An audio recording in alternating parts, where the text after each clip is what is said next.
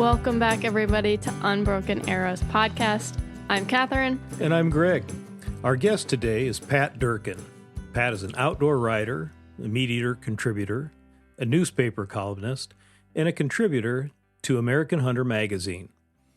He is a hunter, angler, and a marathon runner, and he is also a Navy veteran. You can also follow Pat on Instagram at Patrick Durkin Outdoors. We are very happy he has taken time from his busy schedule to visit with us today. We asked Pat if he would be willing to join us on the Unbroken Arrows Healing Through the Hunt podcast and talk to us about the importance of having a partner and having a friend to be able to go out in the field. Welcome, Pat. Well, thanks for having me on. Over the years, as I've read some of your articles, one that I came across here just recently, an article entitled, Why Having a Hunting Partner Keeps You Afield. In that article, Pat, you talk about your daughter, Leah, and how that became a hunting partnership. Could you share a little bit about that particular hunt or other hunts that you've had with Leah? Yeah, I started taking Leah along hunting when she was like 3 years old, not quite 3 years old. This is back in the 1980s. So I'm guessing if I do the math on that, it would have been about 1988 when I first took her hunting. And my idea when I was a young father was that I'd introduce all my kids to hunting and fishing, and if they showed the interest, I'd keep taking them. But I didn't want to I never like forcing kids to do things that should be fun. And if they don't see it as being fun, Sure. You can't just. It's kind of like trying to force love on someone who's not interested in you. And but Leah right away at a young age, it took with her. And then I also introduced her two younger sisters to it and fishing too. And they're all fairly decent fishermen now. But I think the only one who really I'd say it's part of her lifestyle would be Leah, even to this day. And so that's why it's been important to me, having that friendship and companionship of hunting. And Leah and I were really good hunting partners and fishing partners until she went off to college and then into the Navy. And then it became a lot more sporadic during her Navy years. She spent 14 years in the Navy, and now she's out again living closer to me, about 2 hours away. So we're getting together in a few weeks to go turkey hunting, and I go deer hunting with her every year, and turkey hunting and fishing whenever we can. But she's got her own career now and kids. We don't fish and hunt together as much as we used to.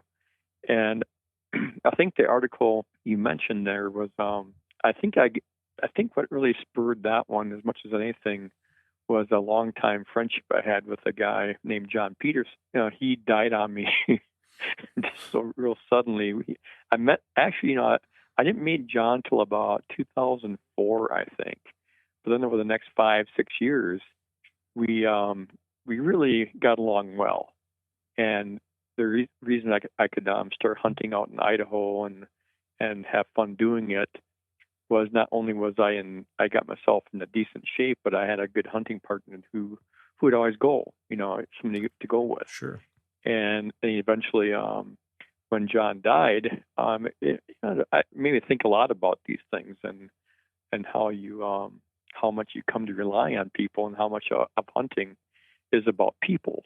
I think that's one thing I've always liked about my career as an outdoor writer is that I've always been more interested in the people side of hunting than I am in the how-to aspect of it. I don't think I'm a good enough hunter to crank out article after article about the best techniques, the best tactics for hunting.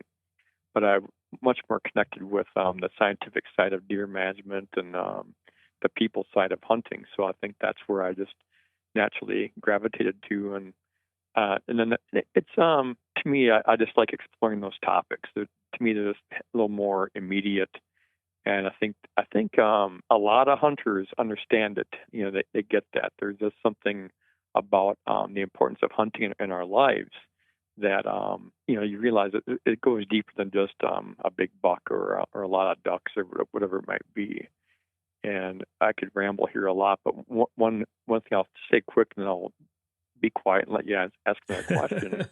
One of my real longtime friends who I didn't meet till about I was in my probably in my 40s by then. By the time I met this guy named Tom Heberlein, and he was a rural sociologist at the University of Wisconsin in Madison.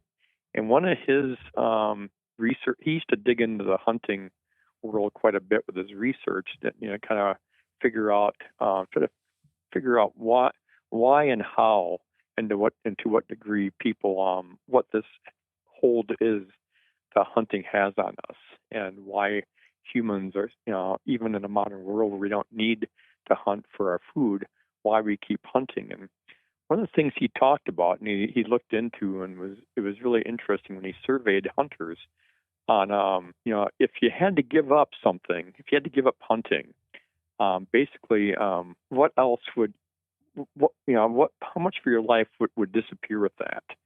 And really, how important is this to you?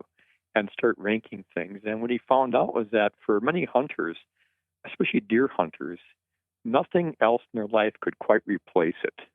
They'd list different things and give a value basically. And he found that deer hunters especially, there was nothing else that just equaled it for satisfaction and putting time aside for it, and all those kind of really human things that benefits they get from it. So I don't think it's unique to me, that this interest in having and the need to have a good hunting partner. And you see too where when people drop out of hunting, they'll list all sorts of reasons, but quite often it just comes down to a loss of a people connection there, whether your daughter leaves and moves to a different part of the country, or a good friend dies on you, all those kind of things that tend to take away from the satisfaction of a hunt. I think when I hear you talk about that and friends and your daughter, I think of a friend of mine who, I guess the best way I would describe it is that we both are able to have a friendship, but part of that friendship is comfortable silence. And Mm-hmm. when you talk about hunting, and having a hunting partner, I think that there's some truth to that with regard to that comment or that observation with comfortable silence, because certainly there are times where you can visit about just about everything, but then there's also time that whether you're in the blind or on a stalk or something like that, that you're silent. Is that something you talked about, the sociological aspect of that? I wonder if there's been anything done about that with regard to um, communication during the hunt and Yeah, while people are yeah, hunting. yeah. I can't put my finger on anything specifically on that topic, but I always find it interesting that with Leah, for example, we can when we're driving, we can pretty much carry on a conversation that's nonstop. And then when it comes time to hunt, you just naturally, and I've sat with her a lot in the field over the years, and we don't even really feel the need to whisper much back and forth, because I just think at some point, a little success in the hunt becomes the most important thing. And so you're willing to sacrifice the small talk that you'd probably just have if it was sitting there trying to pass the time. Your choice between small talk and actually being quiet and effective and being tuned into the woods around you becomes more important then. And I've had other guys. To me, it's like one little comparison I can make is like some people go to a football game, for example, and I've seen this. They can kind of talk throughout the entire game. There's play in between plays. Typically, people will say a few words back and forth, but Right. some people will talk right through each play, and then you start realizing that the game just isn't that important to them. Their socializing is more important to them. It irritates the crap out of everyone around them, but for them, they're happy, Right. And I know for hunting, that's the way I tend to be when it comes to yeah, I get focused. I get real focused on what's going on, and I think that as I've gotten older, I think I get even more focused because I've realized basically by hunting with Leah, my hearing is terrible compared to hers, and so I really have to really pay attention and keep looking around and doing it quietly whenever. So I tend to really, she understands me and knows that it's nothing personal, that I'm not talking to her or not, or if I do talk, it's real clipped, and we just don't. But I think serious hunters are like that. They understand that. We're not here to just watch from a distance. We're trying to be direct participants and get something if the hunting god's smiling on us that day. So, yeah, I'm not sure I answered your question, but the other observation I make is that I found what I find interesting when I have hunting friends and we take trips together. I've always thought it interesting that the guys that end up establishing these pretty good friendships with are the guys who I talk a lot, and yet these guys will talk me under the table. Okay. When I spend time with them in a truck. My friend Doug Durin, when I spend time with Doug, I don't get a word in hardly. Doug does most of the talking. And my friend John Peterson was like that. My friend Tom Heberlein, wasn't quite like that, but he could keep a conversation going on his own for a long time, especially when you asked him a question about something he'd been studying. But I always find that interesting that a person who's loquacious like me, I seem to have a knack for finding people who can talk a bit more than me when it comes to traveling somewhere together. I think that's a legitimate observation with regard to friendships and how they develop. I think there's a balance that Mm-hmm. that always seems to be. What about numbers? One of the things that Catherine and I are a little bit different in that, like when they go pheasant hunting, they're usually a pretty big group. Mm-hmm. And for me, I've always been more of, if I get to have two or three more hunters with me, I just get, it's not uneasy like I'm afraid something is going to happen. It's just like there's that many more variables that are Yeah. taking place. Do you have a comfort level? I suppose it depends on what you're hunting, but like upland game especially, do you have a limit that you try to keep in terms of Yeah, the number that you hunt with? that's an excellent question because I actually have thought about that a few times because I can I think it depends sometimes just how focused I am about a particular hunt. Like I've found that for especially elk, and I think it's, and this is only more in more recent years because I never hunted elk till I was in my I think the first time I hunted elk, I think I was 48 years old, and that was Okay. going on 22 years ago now. And I but I can be so focused on the elk while I'm out there that I've hunted alone many days. Where I'm in camp for a number of days before anyone else shows up, and I'll be in camp in between before I go home with no one around, and then again when I go home, I'll be alone in the camp for a few days before I go home, and I have no problem with that. And I used to, when I was in the Navy myself back in the 70s, I used to spend a lot of weekends and 3-4 day weekends hunting alone, and this never bothered me. But I tell you, when it comes to turkey hunting, I hunt turkeys alone. I do it every year, but I find it more fun to be hunting with someone else, where I'm sitting calling for them and that kind of thing. And I find that even more fun when I'm calling for someone, or even just tagging along and sitting and watching them call. Because I'm not a great turkey hunter. I kind of say that about myself for a lot of things, comparatively speaking, and I tend to know people because I'm an outdoor writer. I tend to know a lot of guys, a lot of women who are excellent hunters, who are much more focused. and they know the calls and all that kind of stuff better than I do, and can call better than I do, and they have they just seem to unravel situations and interpret them faster and better than I can. And in person, I just respect that. I just realize we all have our strengths, we all have our weaknesses, and I try not to fall into these silly traps that humans can of being jealous of other people's talents. Because I think, well, I like to think I have enough talents of my own that I can get by on, and then a lot of people can't match those.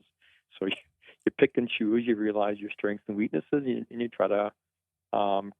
When other people let you capitalize on their strengths, it's fun. I mean, there's a woman I've only hunted with her once named Sky DeFarno. She's a local trapper, lives about an hour away from me, and she's an excellent turkey hunter. I only got to go turkey hunting with her one time so far, but she's so good with the calls, and just seems to have a knack for knowing how to set up and be in position to get them. And of course, the one time she called a turkey in for me, I'm basically half deaf in my left ear, and of course this gobbler came in from my left. I never even heard him coming, and she assured me later that he was spitting and drumming all the way in, and she couldn't figure out why I hadn't turned that way and faced him. But I was facing the direction we thought he would come from. Of course, turkeys don't always follow our plans. So anyway, I ended up getting a bad shot and missing it, and I was so embarrassed. But I thought, God, here's this woman sets me up in this great spot, calls in a turkey, and I let her down. And so anyway, here's one of my little thoughts. I've shared this a number of times in my writings over the years, and I will stand by it all the time. And that I've always said, hunting and fishing are for friends, golfing is for acquaintances. And the reason I say that is I used to golf when I was younger, and I haven't golfed now since I can tell you right to the date. Basically, it was May of 1984. Oh boy! And I was out, and it struck me one day. I didn't consciously quit golfing, but I just remember being out on the 14th fairway of this golf course, and I was out in the rough where I usually was when I was a golfer, and it just hit me, that I was working then full time. I didn't have much free time as I used to have when I was younger. And it just hit me that, when I have free time, I'd rather be fishing. And when you get in a fishing boat and you get in a truck to go hunting, or you sit in a ground blind to hunt turkeys, or especially not so much turkeys, but like waterfowl, when you're hunting ducks, when you're sitting in a blind with someone for a long time, you kind of find out things about them that you kind of figure out who you like hanging around with and who you don't. And the same goes for long trips, hunting trips. By the time you go out west and back, I think Western hunts are a real great way to really understand how good of friends you are. And deer camps are like that. If you go up to northern Wisconsin and spend 4 or 5 days in a small shack with someone you thought you were friends, but you really hadn't put it to a test yet. Those situations test really who you're compatible with. It's like one of my little pieces of advice for people who are dating is, if you want to see if you're really compatible, climb in a tandem kayak together for a few hours, and you really quickly find out how patient someone is. No, I can attest to that one. My boyfriend and I have gone on a couple of longer hunts before, and usually first couple days are all good, and then halfway through you're getting annoyed because they're not doing it the way you would do it, and right, you want to be in charge, but you got to figure it out, otherwise you'll scare everything away just fighting. It's a real interesting dynamic, because I have a good friend. I've hunted with him a number of times, and I still would go hunting with him tomorrow. But I remember him telling me one time that we probably wouldn't be hunting elk together anymore, because when he sets up his elk camp, he wants to be in charge, and he wants to pick the spot, and he wants to basically run the camp the way he wants to run it. And he knew that I was doing my own thing up in Idaho, and he hunts primarily in Colorado, and I've hunted with him a few times. But I was enjoying my elk hunt in Idaho, and he was enjoying his elk hunt in Colorado. And we just kind of mutually agreed that, we as much as we like each other and respect each other, it's probably best we just do our own thing. And then I've had other guys. I've written about this a few times that if you make Western hunts on a regular basis, you'll be amazed if you keep track of how many different hunting partners you cycle through on those trips. Because Western trips, especially if you're talking about high elevation trips, they really separate people and what their tolerances are and really how much they really want to hunt. And you kind of come to realize some people they think they like to hunt, but then they realize after 3 days they don't like it as much as they thought they did. And next thing you know, they're staying in camp more and just rather just be poking around and maybe even getting drinking more later in the day than they normally would. So those kind of things. It's interesting how you kind of as the years go on, you kind of start putting people in different folders, basically. Sure. The one thing a couple of things that you said that really hit its mark with me or for me. First off, you talked about you don't golf anymore, and Mm-hmm. I found myself on the golf course. This has probably been 20 or more years ago. Daydreaming where I could be other than right here, Yeah. right now. Yeah. And I figured Yeah. that was a pretty good sign for me that I probably don't need to be golfing. But I was Yeah. also I taught high school and I coached football and basketball and the things that I can correlate hunting to or being outdoors are with the fans that are not satisfied with anything. Mm-hmm. They're not satisfied with the coach, they're not satisfied with the officiating, they're not satisfied with how their kid or your kid or somebody's kid is playing, and you start to think, why are you there? Mm-hmm. What draws you to that if you're not happy and you're not uh, enjoying it? And then it Yeah. started to happen to me when coaching football on a fall afternoon. The brisk cool air, leaves turning color, and I was thinking that, I bet you the walleye are biting in the Missouri River right now, and I'm here worried about the blocking scheme and my quarterback taking the right steps to hand off to the halfback, Mm. and over the years, then those are the things that guide me now, in terms Mm-hmm. of uh, and if you are going to go out and pheasant hunt, and if you don't get your limit, was it still a good day hunting? I Yeah. have those thoughts every day at work. I'm like, gosh, I could be outside deer hunting right now. Right. Does that mean I can just quit work and hunt for the rest of my Yeah. life? No, you had also said something about Right. turkey hunting, how you'd rather Mm-hmm. call and sit and watch someone else shoot. And I got to take my little sister Teresa out. I think this was 2 years ago. And for the first time, we turkey hunted together. And I was so excited after she shot it. And I think Oh I was yeah. more excited than she was. I was like Yeah. getting like shaky. And she's like, why are you so excited? And I'm like, why aren't you so excited? Yeah. It's to me I always think when people don't get into it, I think, well, it's just not for everyone. But the people who it is for, God, the excitement you see in their eyes and their facial expressions and the way they almost can't contain themselves when they've had success because I remember this woman coworker of mine years ago. I'd never hunted before, and a friend, one of our other coworkers, took her out turkey hunting, and she got a turkey. And when that girl came in to the office, and then we all went out to admire her turkey, I said to her, I don't think I've ever seen you so happy. And you think, there's another story I had that I can even relate to even better because I know I married the woman, but I remember taking my wife fishing. I met my wife when we were both taking a college night class. My ship was in dry dock for almost a year back in the late '70s, and so I figured, well, since I'm going to be on shore for at least a year here, I might as well do something beneficial. And then so I took a night class, and I ended up meeting my future wife there. But she grew up in a family, never fished, never hunted. I was the first hunter angler anyone in her family had ever met.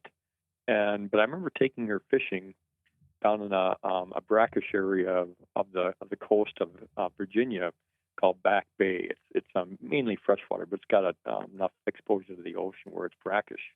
But I'm sure it still does. In those days, it grew some really big largemouth bass.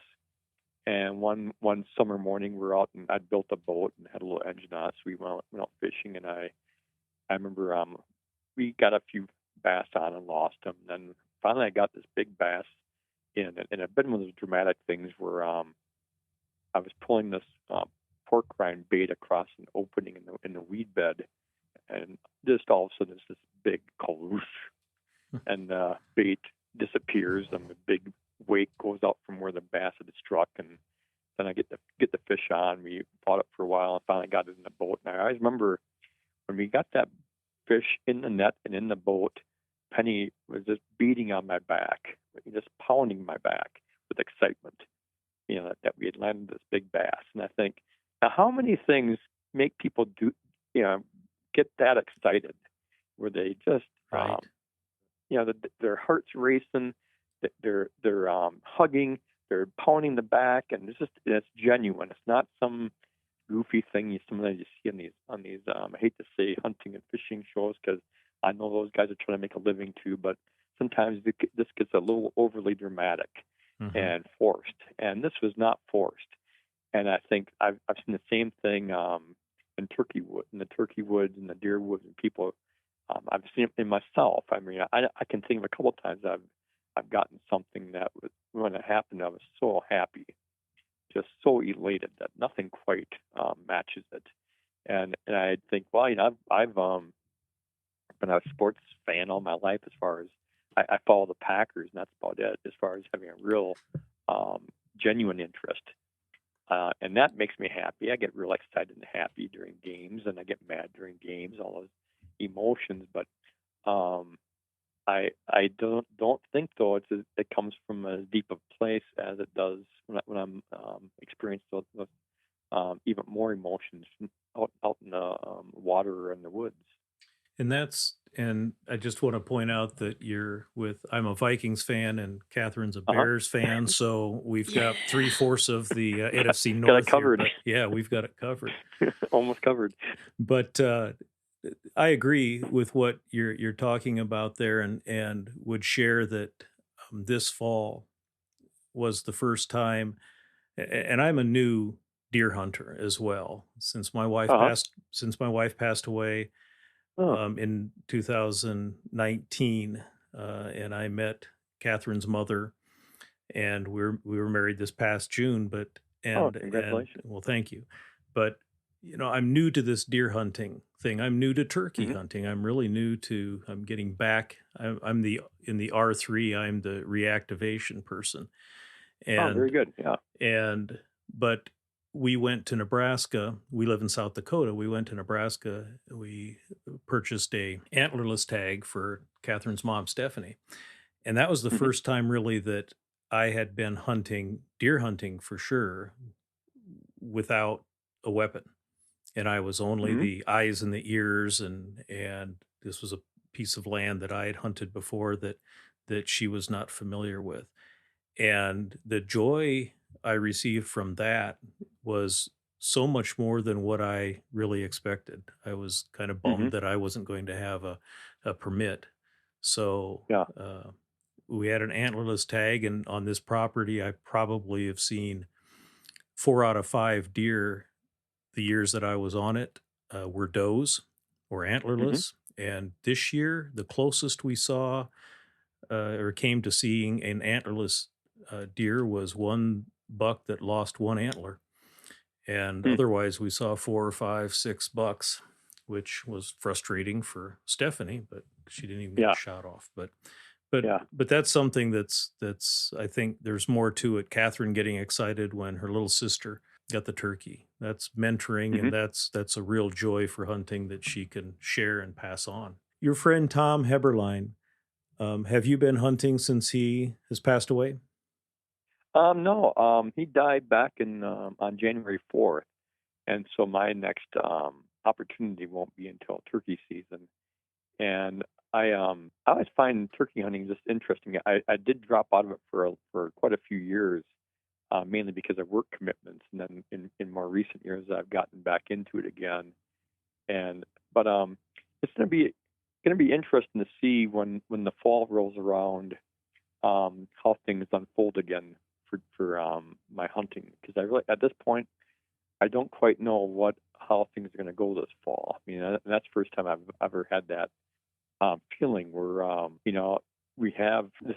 It's been so strange in Wisconsin in recent years. There's so many complications, and I just try to remind myself not to complain about it, because I'm now getting to be an old man, and these are just interesting problems and challenges. They really aren't problems; they're just new things that come up in life. And like on one hand, where I did so much of my deer hunting for many years in southwestern Wisconsin on my aunt and uncle's farm, they've since died, and now my cousins own it, and so the dynamic there is a little bit different now, and different demands on the farm where it's no longer just a farm that my uncle kept in a lot of CRP land, and a lot of those investments, where my cousins are trying to make a little bit more money off the land now that theirs, and they've Right. inherited all the obligations and taxes, so that changes things a little Right. bit. And then also chronic wasting diseases come on real strong across that landscape where their farm is. And so all of a sudden you're not taking quite as much pleasure in when you shoot deer now. You always kind of have this in the back of your mind as it's a 50-50 chance, basically, if it's a buck, that it has CWD. So that's kind of in my mind. And then Heberline, his shack is up in north central Wisconsin, northwestern Wisconsin, only about 40 miles south of Lake Superior. And it's never been good deer hunting up there since I've known him the last 20 some years. And yet he won't be up there. And I always think, well, that was one of the main reasons I like going up there, was for the friendship and companionship and annoying each other, all those kind of things that come with spending time together in a small place for a number of days. And so he won't be there, and I think, I wonder, will I still go up there during deer season? And it might depend on who else is up there, and who and I'm sure they're going through the same thought process. One guy used to he always came all the way from Ohio for the hunt, and will he continue to come out now that Heberline's gone? Yeah, so those are I find the whole thing. I guess the thing I like about getting old is that it's interesting to watch how your perspectives change, and some things that were important before become even more important now, and other things that go in the opposite direction. And then physically, for a while there, I was feeling like I was damn near invincible. I felt better in my 50s than I did during my 30s and early 40s, because I finally got serious about fitness. But then now I'm 68, and you realize, you knew, I like to think I'm a practical person. I always knew that at some point it'd be harder to see, the progress would eventually level out and start tailing off, no matter how much effort you put into it. And I'm now at that stage, because now I can. One thing about, if you get into fitness a lot and start tracking stuff with all the cool apps we have on our phones these days, Sure. You're basically documenting your decline in real numbers. So, I never thought of it that way, but you're right. Yeah. Well, in my case, it's running, and I've done enough running now the last basically, 16 years, to where I know what I used to be capable of doing, and what I'm capable of doing now, and to me, it's just, like I said, I don't want to make it sound like I'm complaining, because I think I'm more just intrigued by the whole idea of how things change. No matter what you do, you have some control for a while, but at some point your control, as the saying goes, time is never lost. An aging process never loses. Eventually, you too, we're all mortal. That's and right. This is just, the way of things. The interesting thing about that, I was in I was an educator teacher for 30 years. About halfway through that 30-year span, I realized that, I get a year older, but the kids that I work with and teach stay the same age.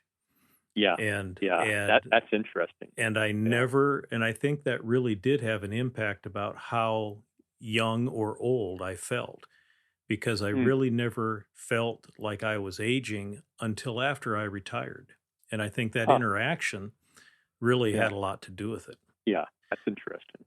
One of the things that I wanted to ask you about was in that article, the same article that documents your hunt with Leah, Hmm. is a request that Tom made of a friend, a World War II veteran that was on his deathbed, and he asked them, if it's not too much trouble, could you send a big buck my way? Yeah.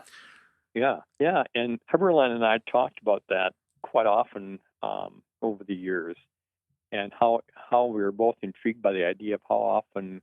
Well, I was telling him it's not something that he was hearing all the time, but I was telling him when I was editor of Deer and Deer Hunting magazine, I would, people would send me manuscripts quite often unsolicited, and then you'd have to, breeze through them real quick to kind of get a feel for what they're about. And I was telling him about how when he told me that story about Leon, and Leon requesting that, hey, if there's any possible way, or Tom, I can't remember how the whole thing went down, but basically the whole idea that, hey, Leon, if it's not too much trouble, can you send me a buck this fall or whatever it might be?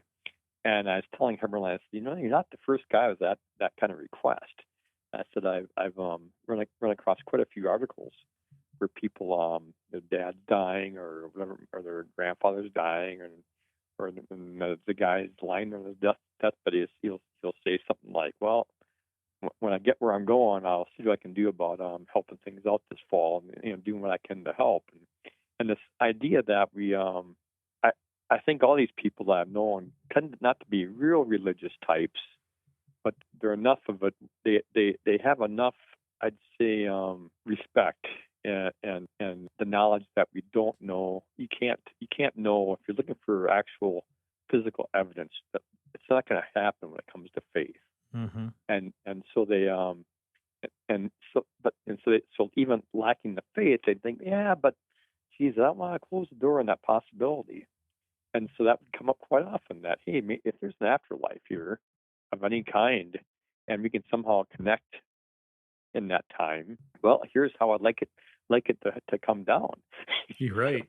It's funny how hunting is one of the things that's still in their mind so much, when they're at that point in their life, and still I wonder if it's still because it's the one thing they have in common with their friend or their son or their daughter, whatever it might be.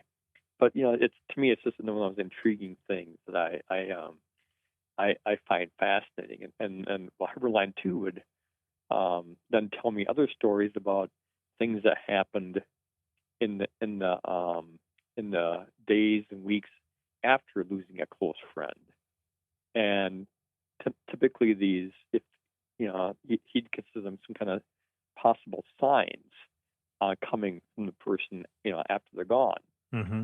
And his observation, which I thought was really intriguing, was that he would he did a lot of work at times with northern Wisconsin's Chippewa people, and Heberlein would talk about how when you talk to the Chippewa about post-death things, signs and encounters and weird things that would pop up afterward, the Chippewa would look at him and go, "Yeah, of course," Right. why would you think that's weird? That's natural. That's normal, And whereas us, coming from our backgrounds, tend to not know what to make of that. We don't want to sound too wishy-washy, whatever it might be.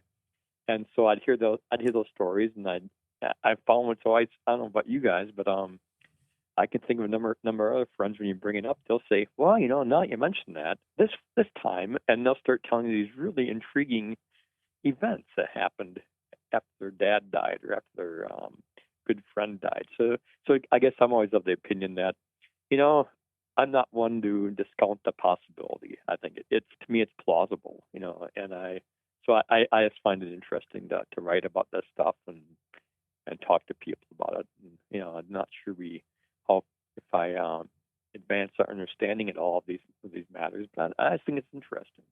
I think the Native American power of observation historically is something that is probably more in tuned to the world around them, and it has been.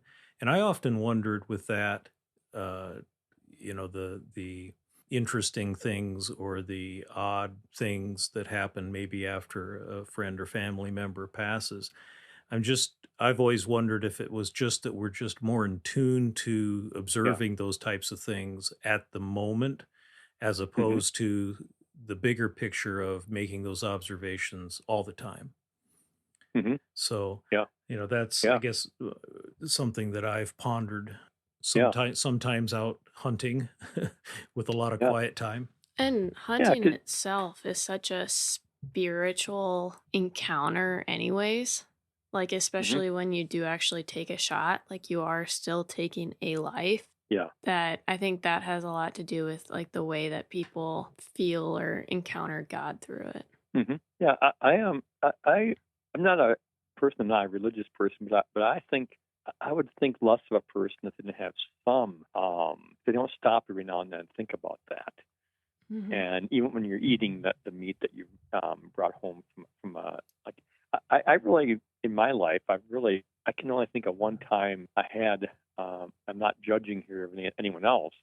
I think of in all my time I can only think of one time I've ever paid someone to cut up a deer for me, and it was when I was my first deer, and my dad wasn't really a hunter, and so he knew of a place that butchered deer, and I took it out there, dropped it off. Later went back, picked it all up, and then next time I was successful, I think I was maybe 19, and I was too cheap to pay someone else to do it, and so I kind of taught myself how to fillet all the meat off a deer and package it and come up with a decent way of doing things. And I've gotten better at it over the years. But I think all those kind of things kind of help you connect. Yeah, and I feel the same way about fishing, where it's hard not to think about that. The fact that you're eating stuff that if not for you, might still be out there running around or swimming around, Right. and yet you intervened and changed all that for that particular individual fish or animal. And that's the difference between hunting as a hobby or a sport, as opposed to hunting as part of your lifeblood. Yeah, yeah, yeah. I always think that when we get these discussions about whether hunting's a hobby or a sport or whatever, I think it's because we just kind of struggle to understand. Maybe we just don't have the right word for it. I mean, we always talk Right. about when you translate between languages, some things, some meanings fall between the cracks, but you don't have quite the right word for it. And I always think that's kind of the way we've gotten with modern day hunting. We really don't.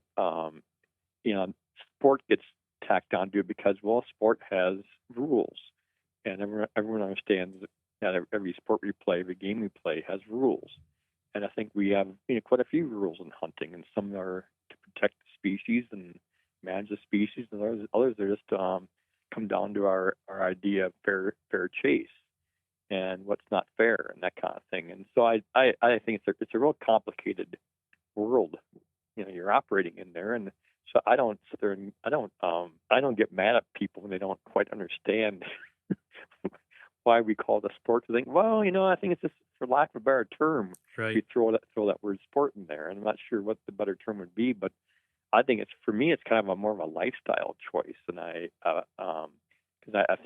think Leopold had this great Although Leopold has this great quote that I keep around, where it's to be a real legitimate hobby. I can't see it. The thought is that for a hobby to be legitimate, it basically really has to be useless. It's not something we should. You have to be doing something that really you don't have to be doing for it to qualify as a hobby. Right. And I think my best use of that term is when it comes to my woodworking. I spend a lot of time, especially in the last couple of years now, where I have a workshop for the first time in my life, where I go out in the evenings and some hours in the weekends and build stuff. I built like my wife a desk, and I built a pair of oars and that kind of stuff. But really, in the big picture, I don't need to be making that stuff. So I can go in the store and buy it for a lot less investment of time and maybe even money, Mm-hmm. and yet we do it. And so I think, well, that kind of qualifies as a hobby. And Leopold wrote about in terms of falconry and how that was the ultimate hobby, because you're not only hunting in an inefficient way, but you're doing it with a bird, and it's really not going to be something that could sustain you if you had to live off of it. So to me, I find all these discussions just fascinating. That here we do it without apology, but we're still trying to understand why. I mean, we never will totally understand why, but we keep doing it. Yeah. Pat, have you ever had a hunt that has been what you would characterize as a healing hunt? Something that once when you went on that hunt, there was something troubling you or something that was heavy on your mind, and through the hunt you returned and seen the Um, result of that? yeah, I can't say anything was really. None of my hunts have been that dramatic as far as making a real turnaround in my attitude. But one thing I always find, though, and this especially when I go out west and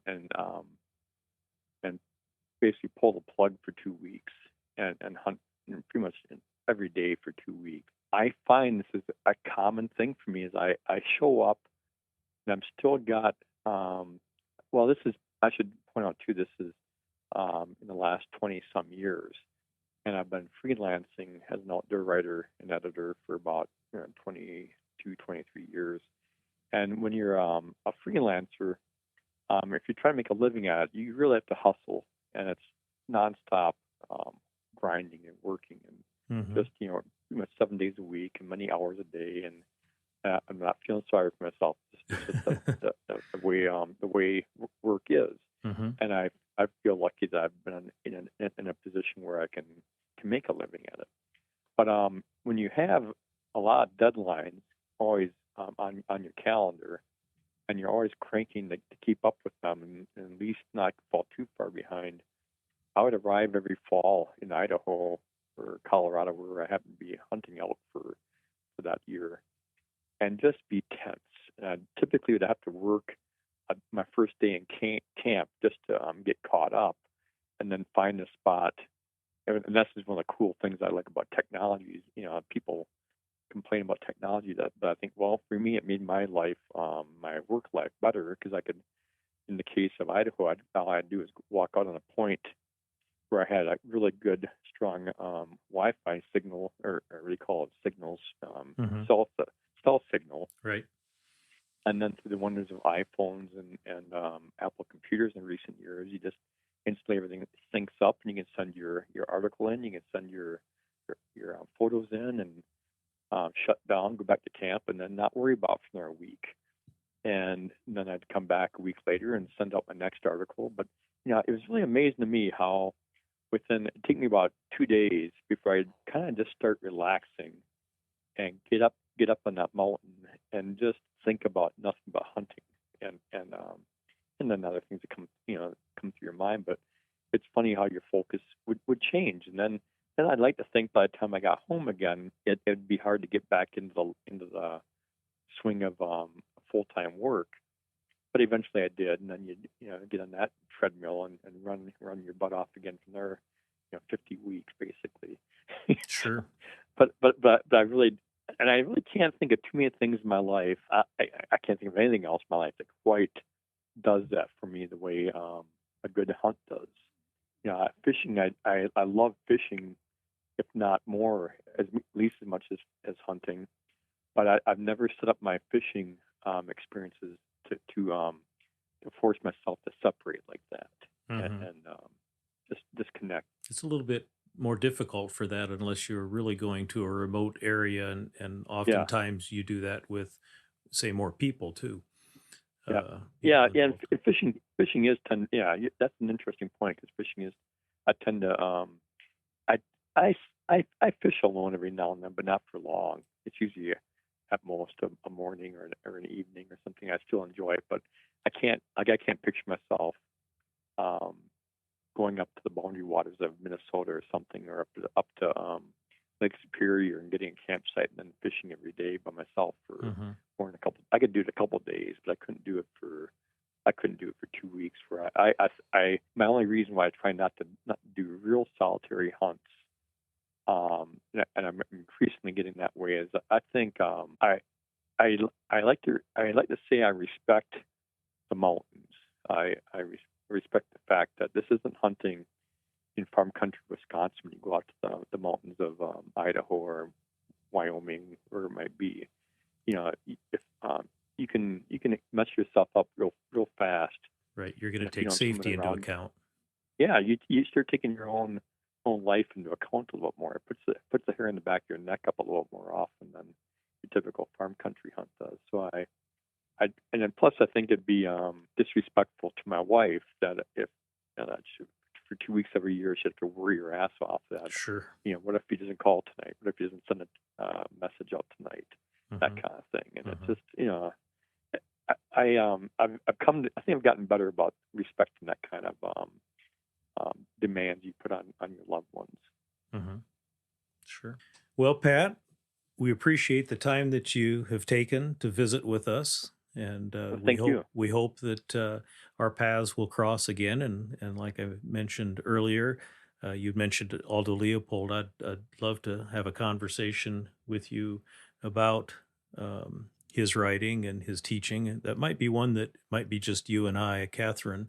Okay. I'd have to get Catherine up to date and up to verse on Aldo Leopold and his impact on the outdoors and nature and conservation. So, well, it's that's one good thing about Leopold is that Steve Ranella, one time I interviewed him for an article I did for some of the Wisconsin newspapers on one of the Leopold events or Leopold anniversaries we were having, and he made a great point that Leopold is so timeless. His stuff, whether you read it in 1947 when it came out, or you read it in 2047 or 2147, it'll probably stand the test of time. It's just really it has solid stuff.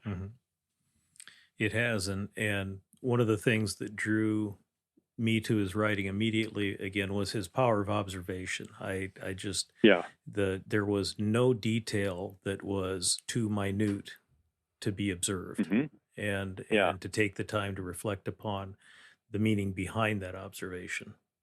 Yeah, and you that because I think all of us in our own ways, the things that really matter to us, we're very attentive. We're very focused, and I think the fact that he was so good on the conservation of nature, his observations, I think he was obviously just really focused on this stuff, way more than the average person would be. You go back and look at his logs that he would keep on duck weights and other things that he studied when he was a young man. I think, geez, that would just bore the snot out of me. Recording duck weights and this over and over again, analyzing that stuff. But I think, I never will criticize someone else's obsessions with something because I think I have mine. Right. And I know how obsessive I can be about various things, and so I think I bet you Leopold was just on that front was very obsessive. He really drills down in this stuff, but then he just at the same time could write such powerful lines, powerful words, put these sentences together that I would never think to put that combination of words in one sentence. Just an amazing individual. Right, and those words are timeless. I would agree. Yep. Yeah. Well, Pat, thank great you. Talking to you. Yeah, thank you very much, and we will be in touch, I hope, and talk in the future. Yeah, I enjoyed getting to talk with you. Thank you. I hope we can do it again.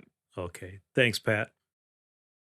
Our immediate family has experienced cancer-related deaths as a result of leukemia, prostate, and ovarian cancer. It would be safe to say that every one of us has had our lives impacted by cancer in some way. A healthy diet, which can include wild game and fish, and exercise through outdoor activities has the potential to improve a person's physical and mental health. At any age, if you are active, stay active. If you are not as active as you would like to be, it's not too late to start now as a way to improve your physical and mental health. And if you or someone you know is thinking of suicide or in need of crisis intervention, call the Suicide and Crisis Lifeline by dialing 988. Additionally, here are 3 ways for veterans and their loved ones to receive confidential crisis support 24 hours a day, 7 days a week. Contact the Veterans Crisis Line, dial 988, then press 1 to be connected to a Veterans Crisis Line responder. If you would rather, you can chat online at veteranscrisisline.net/chat, or you can text 838255. To all our listeners, take some time to get outside, enjoy the outdoors, and experience its healing powers. With that, on behalf of Catherine and me, until next time.